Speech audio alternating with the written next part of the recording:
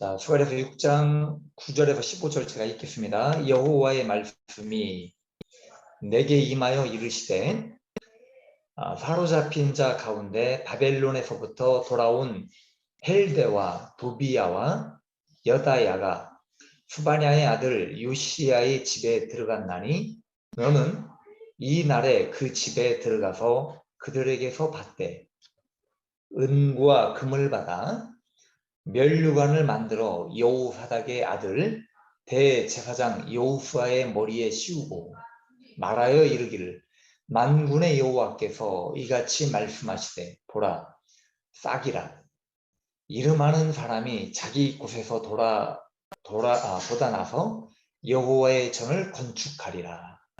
그가 여호와의 전을 건축하고 영광도 얻고 그 자리에 앉아서 다스릴 것이요 또 제사장이 자기 자리에 있으리니 이 둘 사이에 평화의 논의가 있으리라 하셨다 하고 그 멸관은 헬렘과 도비야와 여다야와 스바냐의 아들 헨을 기념하기 위하여 여호와의 전 안에 두라 하시니라. 먼데 사람들이 와서 여호와의 전을 건축하리니 만군의 여호와께서 나를 너희에게 보내신 줄을 너희가 알리라. 너희가 만일 너희의 하나님 여호와의 말씀을 들을진대 이같이 되리라. 아멘.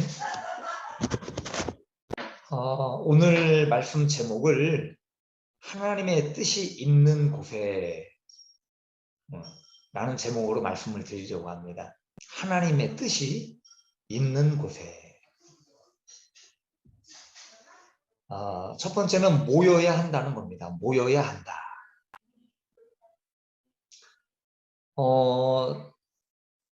저는 신앙생활을 하면서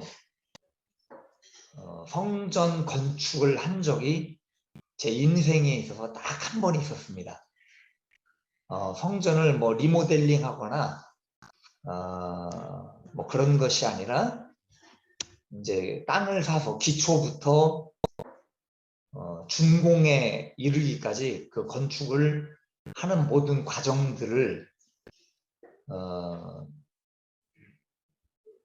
30대 초반에 제가 성전을 이제 건축을 한 적이 있습니다.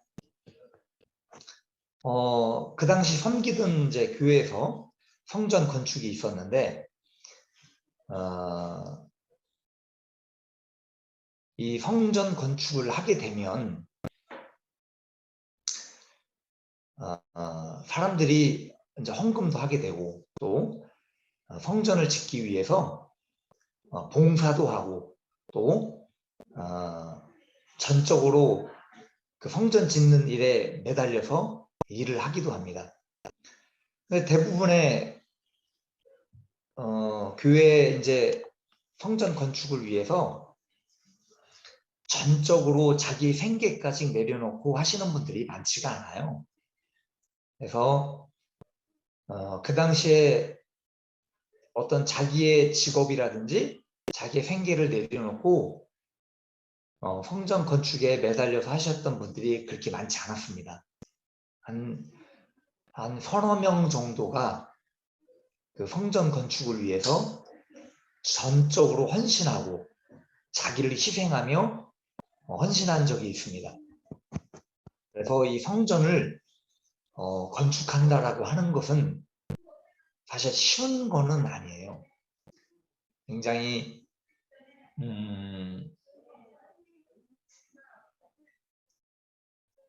뭐라고 할까요? 그 마음적으로 그리고 생활적으로 각오를 해야 돼. 예. 그래서 어떤 배고픔도 그리고 내가 힘들고 어떤 가난도 그것을 각오를 하고 이 성전 건축을 임해야 된다는 그런 어떤 의지가 있어야 됩니다. 제 기억으로는 그랬던 것 같아요. 그래서 성전 건축하는데 참 개인적으로 생활이 많이 힘들었던 걸로 저는 기억을 하고 있습니다. 자, 그런데 여기 지금 본문의 말씀 10절에도 보면 사람들이 등장을 하게 돼요. 근데 이 사람들이 무엇 때문에 모이는가? 성전을 건축하기 위하여 모였다는 거예요. 성전 건축을 위하여. 자, 그런데 여기 지금 이름의 순서를 한번 보게 되면 10절에 나와요. 그죠? 10절부터 사람의 이름이 나오게 됩니다. 그 순서를 보게 되면 헬데, 그리고 도비야, 여다야, 수바냐, 요시야 순으로 나오게 돼요.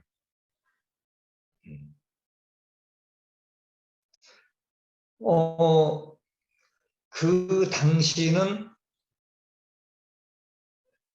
포로 귀환이 일어나는 시대라고 제가 말씀을 드렸습니다. 유대민족이 인구가 얼마나 되는지는 잘 몰라요. 그 당시에 뭐 수백만 명이나 됐을까 싶을 정도로 인구가 그렇게 많지 않은 걸로 저는 그 예상을 그렇게 짐작을 하고 있습니다. 지금처럼 지금 시대는 인구가 많이 이제 넘쳐나는 시대지만 그 당시에는 전쟁으로 인해서 많이 죽기도 하고 또 포로로 끌려가서 민족을 이룬다라고 하는 게 쉬운 게 아니잖아요. 그 유대민족이 그래도 남아있는 세력들이 있다는 거죠. 예루살렘에 남아있는 사람들이 있었어요. 그죠? 그 예루살렘에 남아있는 사람들은 뭐 하는 사람들이냐면 농사를 위해 남아있는 거예요. 그 포로로 잡혀가지 않고 포도라든지 농사를 지어서 그것을 이제 그 페르시아 제국에 드리는 거예요. 헌납을 해야 되는 겁니다. 그러기 위해서 이제 그 예루살렘에 사람들이 남아 있었어요. 그리고 그 이후에 이제 그 이후에 많은 사람들이 다 포로로 잡혀간 거예요. 그 포로로 잡혀간 사람들은 아마도 여러 계층의 사람들이 있었을 겁니다. 정치인도 있었을 것이고, 그리고 어떤 성전을 건축하기 위해 어떤 기술자들도 있었을 거예요.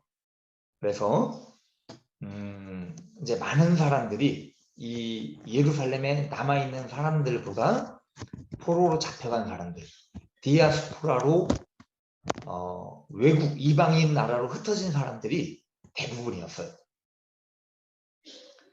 자, 그런데 하나님께서 성전을 지으시기 위해서 어떤 사람들을 사용하시겠는가? 여러분들이 한번 생각을 해보십시오. 예루살렘에 남아있는 사람들을 사용하시겠는가? 아니면 바벨론이나 이 메데 바사로 포로로 잡혀간 사람들을 사용하시겠는가? 생각을 한번 해보십시오. 어떤 사람들을 하나님께서 성전 건축을 위하여 사용을 하셨겠는가? 저는 어떤 사람들이라고 생각을 하진 않습니다. 가장 중요한 것은 뭐냐면 사모함이 있는 사람들이에요. 성전 재건을 위해서 하나님의 성전을 다시 세워야 되겠다라고 하는 그 사모함을 가지고 있는 사람들이 결국은 하나님 앞에 쓰임을 받는 겁니다.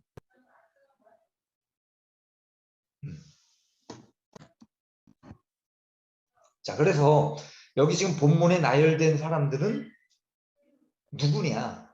대부분 포로로 잡혀갔던 사람들. 포로로 잡혀가서 포로 귀환의 어떤 대표적인 그 성격을 가지고 있는 사람들입니다.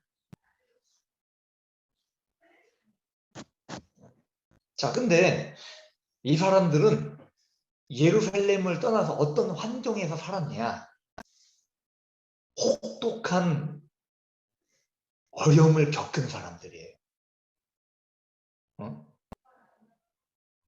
잘 먹고 편하게 쉬고 내가 편안하게 생활하는 사람들이 아니라 포로로 잡혀가서 그 낯선 환경에서 힘들고 고통스럽고 억압받고 그런 연단과 환난을 겪은 사람들을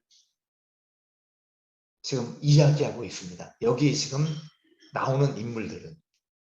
그래서 어떤 마음을 가지고 있는 사람들이냐면 하나님의 성전을 잃어버린 그 아픔을 가지고 있는 사람들이에요. 내가 갖고 있는 모든 것을 잃어버린 것에 대한 그 아픔을 가지고 있는 사람들. 그 사람들이라고 하는 거예요. 뼈저리게 느끼고 다시 하나님의 성전을 세워야 되겠다라고 하는 그 사모함을 가지고 있는 사람들이라고 하는 겁니다. 자, 그래서 본문에 나오는 사람들의 이름의 뜻을 한번 우리가 살펴보고자 합니다. 여기 첫 번째 누가 나온다고 그랬죠? 헬데가 나와요. 헬데. 이 헬데라고 하는 사람은 건장하다라는 의미를 가지고 있습니다. 건장하다. 무엇이 건장한 겁니까? 하나님을 향한 마음, 하나님을 향한 사랑, 하나님의 성전을 세우고자 하는 그 의지가 무너지지 않은 사람들을 말씀을 하는 거예요. 그 마음을 가지고 있는 사람들. 아직 죽지 않은 것입니다. 그래서 건장하다는 거예요. 자, 두 번째는 누가 나옵니까? 도비야. 도비아라는 사람이 나와요. 그 도비아는 하나님은 선하시다라는 의미를 가지고 있어요. 선하시다. 여호와께 향한 신앙을 가지고 있는 거예요.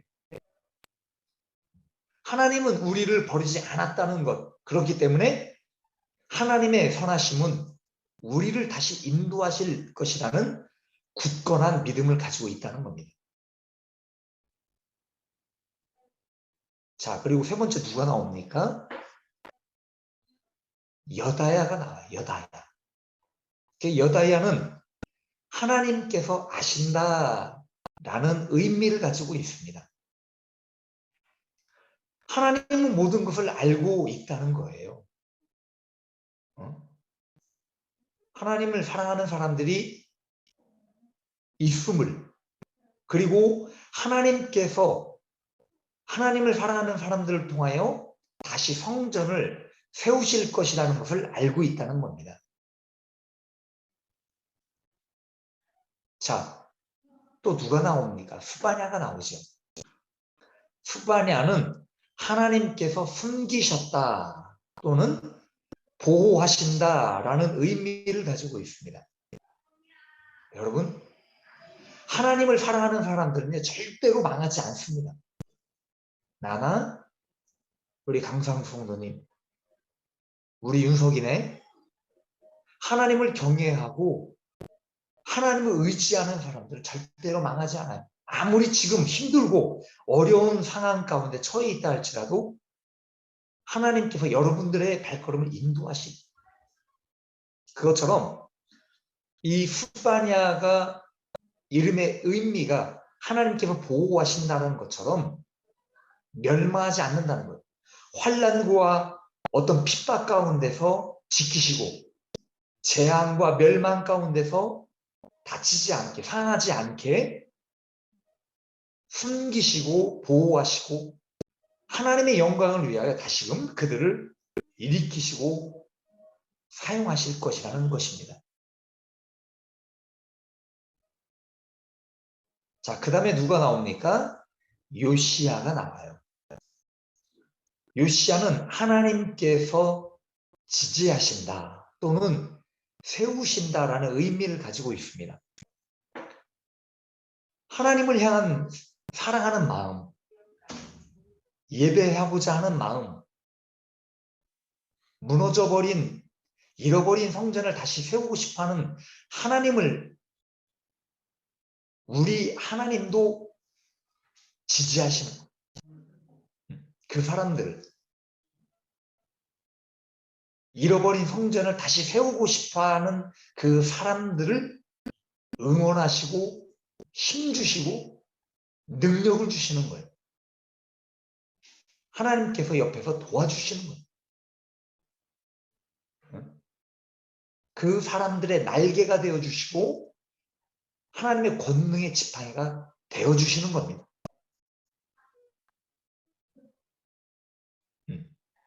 그래서 여기 모여 있는 4명의 사람들은 그래서 하나님의 성전을 다시 세우겠다는 믿음과 사랑과 헌신의 마음을 가진 사람들의 모임이었다는 것을 우리가 볼 수 있다는 겁니다. 그래서 모여야 한다. 어떤 사람들이 모여야 하냐? 이런 사람들이 모여야 되는 거예요. 하나님을 사랑하고 하나님의 성전을 사모하는 사람들이 모여야지만 하나님의 성전이 세워질 수 있다는 겁니다.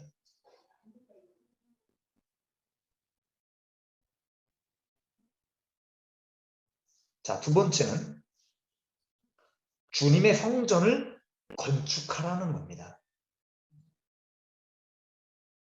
결국 이 4명의 사람들을 통하여서 하나님께서 일하게 하시는 겁니다. 하나님의 성전을 재건하는 기초로 사용을 하게 되는 겁니다.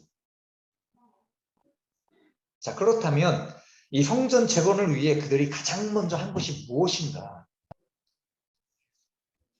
11절에 말씀을 하고 있습니다. 은과 금을 모은 거예요.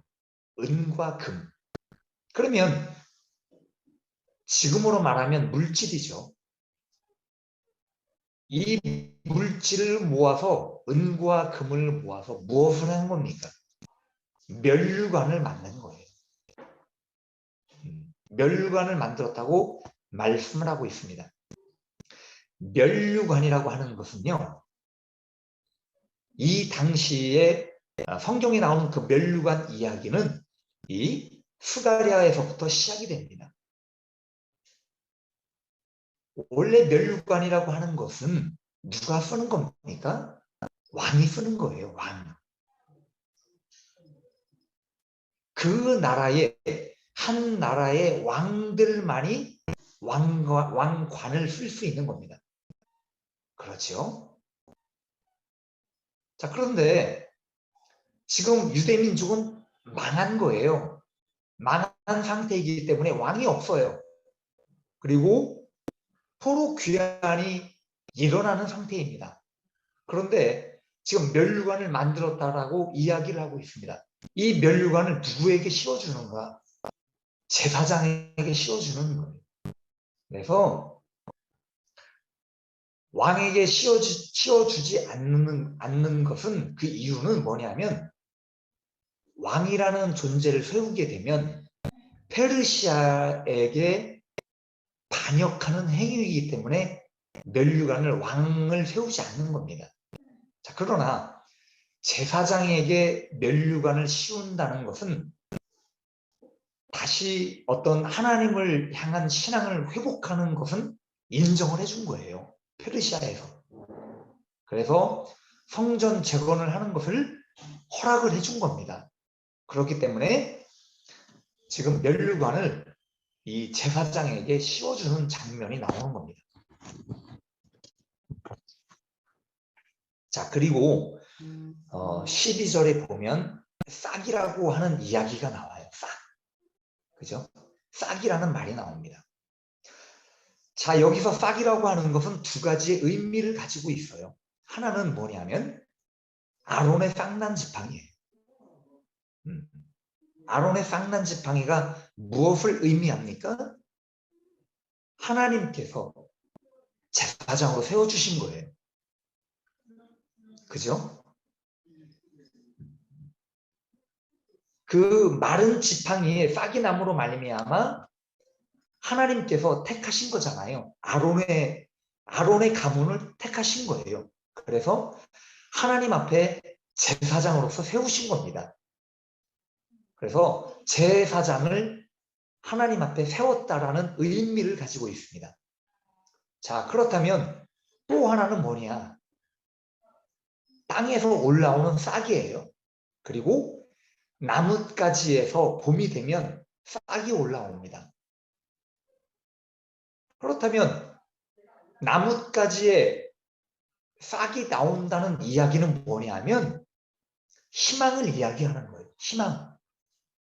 추운 겨울이 지나고 나서 따뜻한 봄이 되면 이제 추위는 물러가고 봄이 오는 거예요. 봄이 오면 꽃이 피고 열매가 맺고 모든 것이 풍성해지는 계절이 옵니다. 그래서 이 싹이라고 하는 것은 희망이에요. 새롭게 솟아오르는 것. 하나님의 성전이 새롭게 탄생이 되고 시작이 될 것이라는 것을 의미를 하는 거예요. 그래서 성전 건축, 성전 재건이 시작이 될 것이라고 하는 그 의미를 가지고 있다는 겁니다. 자, 세 번째는, 자, 그렇다면 하나님의 뜻 가운데 행하라는 겁니다. 사람들이 모이고 성전 건축이 시작이 되면 하나님의 뜻 가운데 행하라는 거예요. 자, 본문 말씀에 이런 말씀이 있습니다. 9절과 12절을 참고를 해 주십시오. 9절에 보면 이런 말씀이 나와요. 여호와의 말씀이 내게 임하여 이르시되.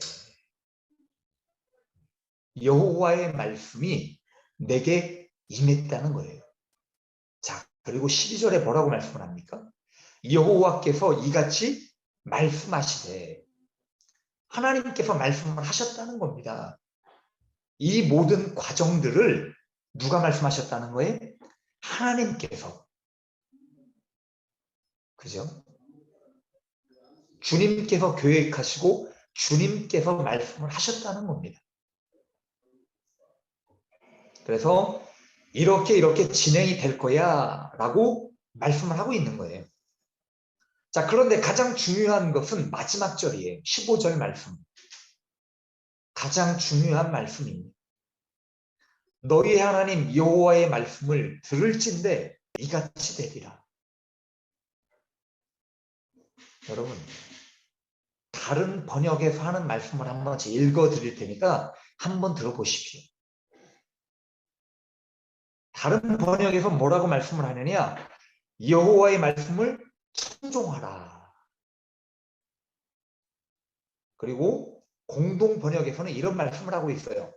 하나님의 말씀을 잘 듣지 않으면 일이 이루어지지 않을 것이다 라고 말씀을 하고 있습니다. 공동 번역. 자, 다른 번역에서 또 뭐라고 말씀을 하느냐? 진심으로 순종하면 이 일이 이루어질 것이다. 또 표준 번역, 킹 제임스 번역에는 또 뭐라고 나오냐면 너희가 만일 너희 하나님의 음성을 부지런히 순종할 때 이 일이 이루어지리라. 부지런히 순종하라는 겁니다. 그래서 내가 왜 이 말씀을 읽어드렸냐면요. 성전 건축을 하라는 거예요. 본문의 말씀은. 자, 그런데 이것이 하나님의 뜻이라는 겁니다. 하나님의 뜻 가운데 이 일이 진행이 되는데 우리가 순종하라는 거예요. 우리가 하나님의 말씀에 순종하지 않고 청종하지 않고 따라가지 않으면 일이 이루어지지 않는다는 겁니다. 그래서 아무리 물론 하나님의 뜻이 계셔야 되고, 그죠? 어떤 일이 됐든 무슨 일이 됐든 하나님의 뜻이 계셔야 되고 그 가운데 하나님을 사랑하고 그 하나님의 말씀에 순종해서 따라갈 그 의지를 가진 사람들이 진심으로 순종하고 그 일을 위해서 움직이고 행할 때 그 일이 이루어진다는 거예요. 굉장히 중요한 말씀을 하고 계십니다. 자, 우리 적용을 해봅시다. 여기 지금 14절 우리 한번 봐봐요. 14절에 보면 헬렘이라고 하는 사람이 나옵니다. 그리고 스바냐의 아들 헨이라는 사람이 나와요. 자, 오늘 유독 사람의 이름이 많이 나오게 되는데요. 자, 이 두 사람은 누구냐면 10절에 헬레라고 하는 사람이 헬렘으로 개명을 하는 거예요. 개명. 그리고 스바냐의 아들 요시야의 이름을 헨으로 개명을 한 겁니다. 자, 그러면 이 두 사람이 왜 개명을 했느냐? 하나님의 성전을 건축을 하고 나서 개명을 한 거예요. 그러면 이 사람들의 이름의 뜻이 뭐냐? 헬렘은 강하다. 헨은 은혜라는 거예요. 하나님의 은혜. 그래서 강하고 하나님의 은혜로 이 사람들의 이름을 개명을 하게 됩니다. 자, 그러면 무엇을 의미를 하는 겁니까? 하나님께서 주의 성전을 재건을 하는 것이 하나님의 모든 것이 하나님의 은혜였다는 거예요. 그러므로 말미암아 우리의 믿음도, 그죠? 우리의 신앙도, 우리의 모든 우리가 가지고 있는 모든 마음과 자세와 모든 것들이 강해졌다는 거예요. 하나님의 성전을 재건하고 난 이후에 우리의 심령이 든든해진 거예요. 하나님을 향한 모든 것들이 든든해진 거예요. 굿모닝, 대리. 자, 대리 우리 좀 늦게 들어왔는데. 자, 그래서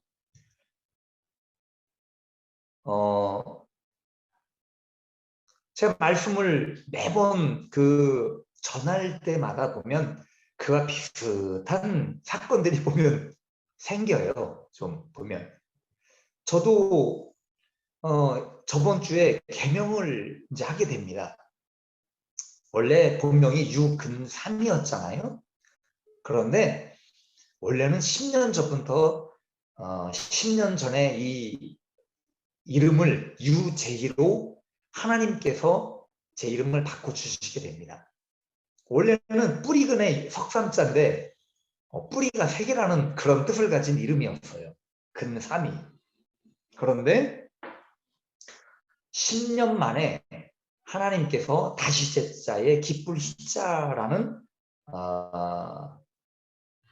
주님을 위해 다시 기뻐하라. 다시 찾은 기쁨이라는 뜻을 가진 이름으로 주님께서 이름을 바꿔주십니다. 저는 이제 개인적인 제 어떤 신앙 경험이기도 하지만 사실 굉장히 마음 아픈, 뼈 아픈 그런 뒷 이야기가 있어요.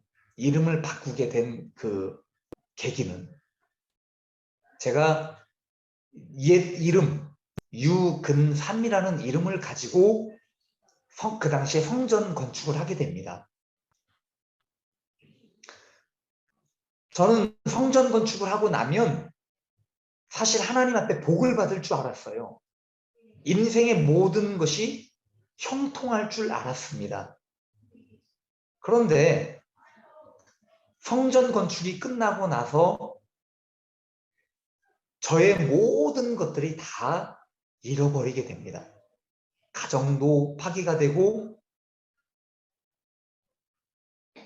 사랑하는 자녀도 헤어지게 됩니다. 모든 것, 모든 재산, 모든 내가 가지고 있는 기쁨과 행복을 다 잃어버리게 됩니다. 그래서 성전 건축 이후에 저는 성전 건축할 때는 참 기쁘고 행복했어요. 제 인생에 있어서 성전 건축, 하나님의 전을 세우는 것만큼 저는 가장 행복했던 적이 없습니다. 제 인생에 있어서 제가 이야기할 수 있는, 여러분들 앞에 자신 있게 이야기할 수 있다면 그것이 가장 행복했던 순간이에요. 그런데 그 행복했던 순간 이후에 가장 아픈 순간이 찾아온 거예요. 자살을 생각도 해보고, 그리고 건 10여 년간을 고통과 절망과 아픔 가운데 살아오게 됩니다. 그러고 나서 하나님께서 저에게 바꿔주신 이름이 유재희였어요. 다시 기쁨을 찾아라.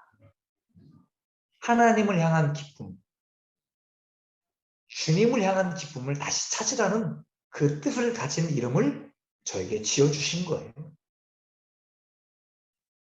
그래서 오늘 이제 그 이름에 대해서 이야기를 하다 보니까 제가 이제 성전과 관련된 내용이기 때문에 제 말씀을 드렸는데,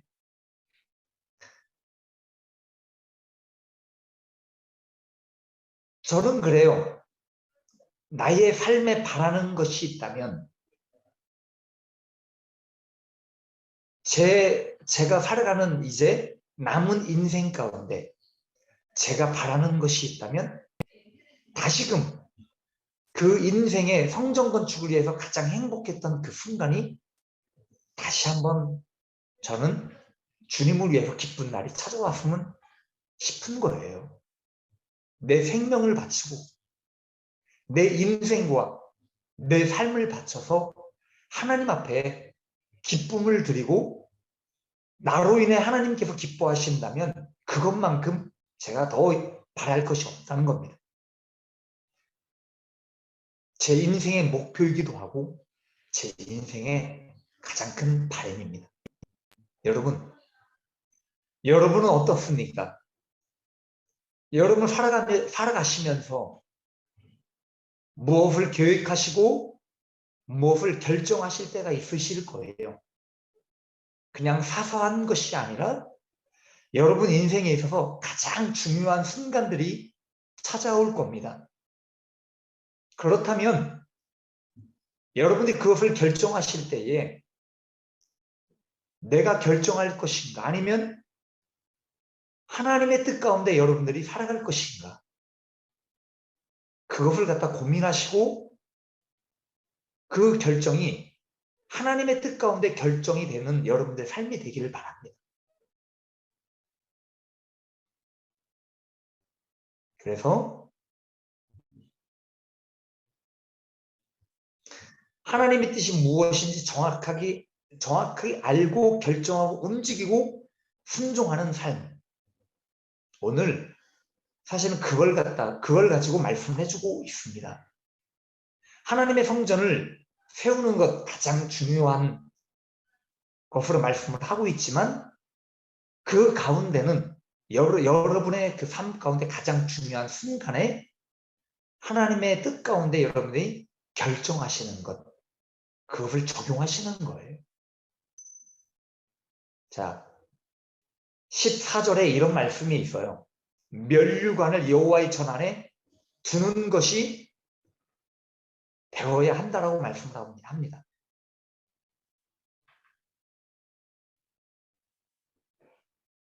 면류관은 헬렘과 도비아와 여다이아와 수반의 아들 헨을 기념하기 위하여 여호와의 전 안에 두라.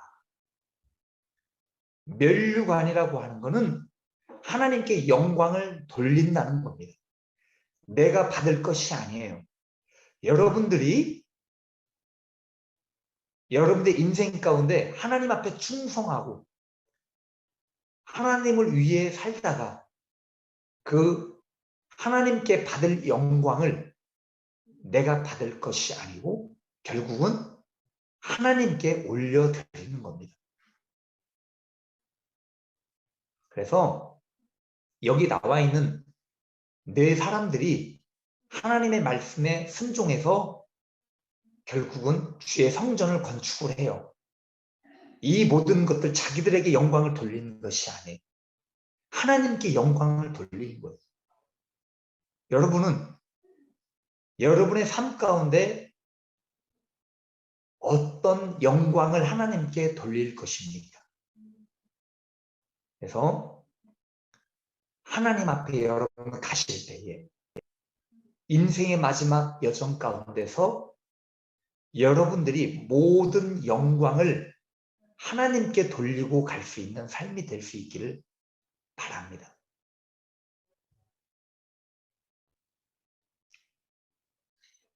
그래서 오늘 하나님의